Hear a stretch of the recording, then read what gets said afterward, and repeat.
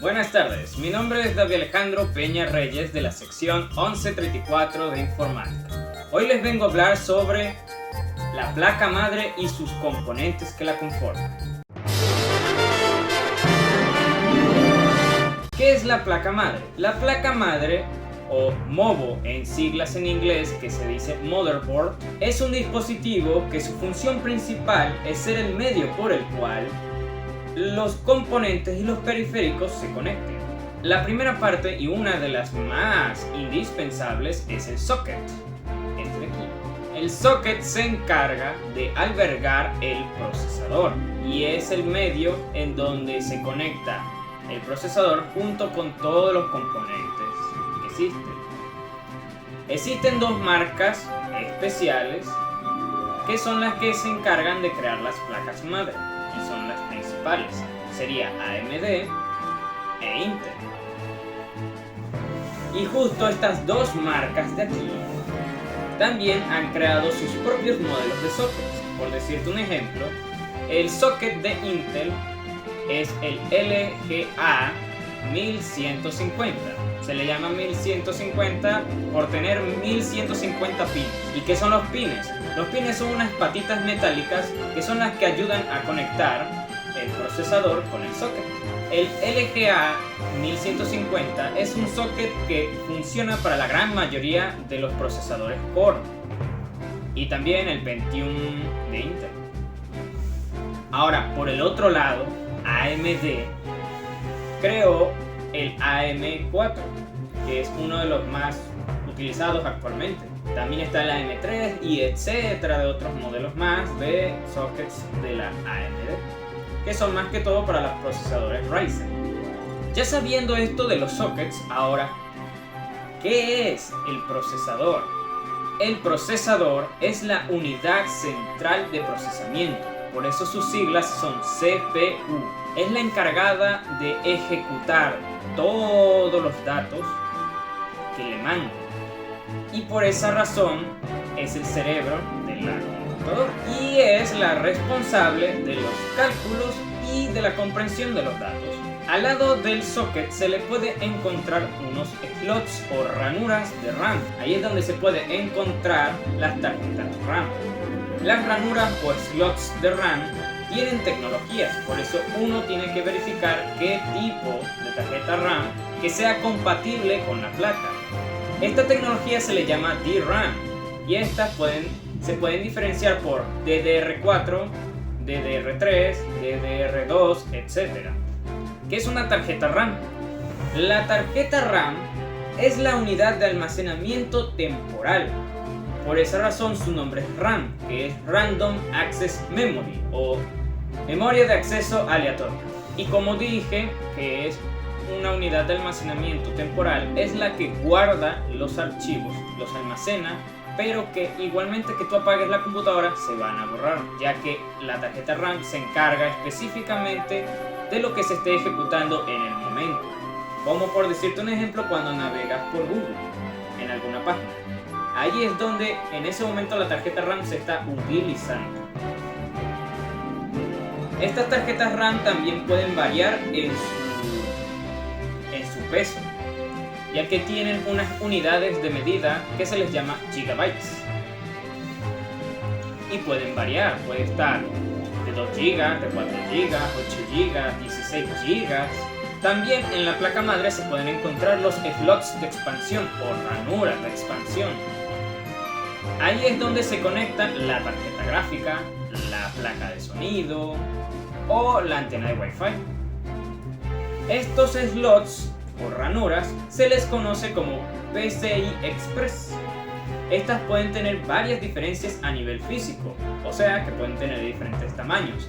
Está la de 2x, la de por 4, la de por 8, la de por 16 y como pueden ver en la pantalla son de diferentes tamaños.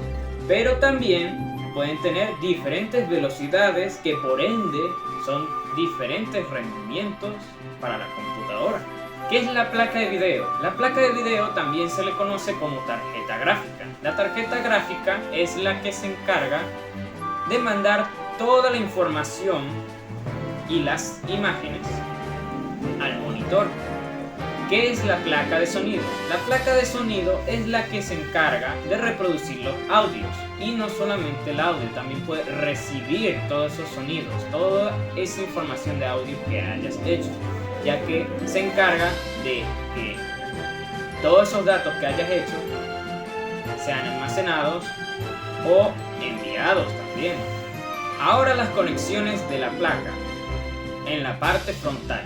En la parte frontal de la computadora se pueden encontrar unas conexiones que son las que están en que son las del USB y dispositivos de audio. El panel frontal se refiere justo a los botones de encendido, de reseteado, también están los módulos de USB, los jacks de audio, que es donde tú puedes poner el auricular, y el botón de RGB. Y todo esto se puede encontrar visualmente en el case. Aquí conectaremos unos cables que ya trae el case. También contamos con conexiones para los dispositivos de almacenamiento, tales como discos duros. Y para conectar estos discos duros hay que conectarlos con los cables llamados SATA. Ahora, ¿qué es el disco duro? El disco duro también es una unidad de almacenamiento, solamente que no es temporal, es permanente. Este sí se encarga de guardar los archivos que hayas descargado o que ya tengas en la computadora, pero de manera que igualmente que apagues la computadora aún estén ahí, que se mantengan aún dentro de la computadora. También pueden existir diferentes tipos de unidad de almacenamiento permanente, o sea, las memorias ROM. Pueden existir SSD, HDD y el M.2. Ahora vienen las entradas de conexión. También podremos encontrar unas entradas de conexión que son las que se conectan con la fuente de poder. Estas entradas pueden permitir que la alimentación de la computadora pueda distribuirse en toda la placa junto a los componentes. Estas entradas son de 24 pines. En estos cables ensamblaremos la fuente de poder. Ahora, ¿qué es la fuente de poder? La fuente de poder, como el mismo dice el nombre, es una fuente de alimentación que se encarga de conectarlo a la placa y que se pueda distribuir toda esa energía a la placa y por ende a todos los componentes. También algo que no les dije, en la placa madre existen unas buses de RAM, que son esos circuitos que pueden ver en la pantalla. Estos circuitos se encargan de transferir toda esa energía que se esté mandando en la placa y llevarla a los componentes. Y estos circuitos, estas buses de RAM también tienen unos reguladores. Estos reguladores se encargan de mandar la cantidad de energía necesaria a cada componente. También tenemos estos conectores que se encargarán de conectar el fan cooler y el disipador. Y también, por último, un conector de 3 piezas que servirá para comunicar el fan cooler con la placa madre. ¿Qué es el fan cooler? El fan cooler es también conocido como el ventilador que tú puedes encontrar en la computadora. El fan cooler es el que se encarga de la refrigeración de los componentes. Más que todo se puede encontrar en el procesador. Y como dije, se encarga de absorber la temperatura alta, o sea, el calor que emana de los componentes y disiparla para que se mantengan refrigeradas, o sea, que estén en una temperatura ambiente y que no se dañen. Ahora viene el chipset. El chipset, este es el segundo elemento más importante que puede albergar una placa madre, ya que este funciona como un procesador pero de menor potencia comparándose a un microprocesador. Su función es la de actuar como centro de comunicaciones de todos los componentes que estarán conectados. Ahora tenemos el reloj. El reloj es el que se encarga o el que regula las velocidades de ejecución de la computadora entre las instrucciones del microprocesador y de los periféricos internos. Ahora tenemos la BIOS. ¿Qué es la BIOS? La BIOS es la que se encarga de arrancar la computadora, o sea, de encender. Y no solamente eso, se encarga de varias cosas, como que también se encarga de verificar si todos los componentes se estén ejecutando correctamente y que si estén en buen estado también.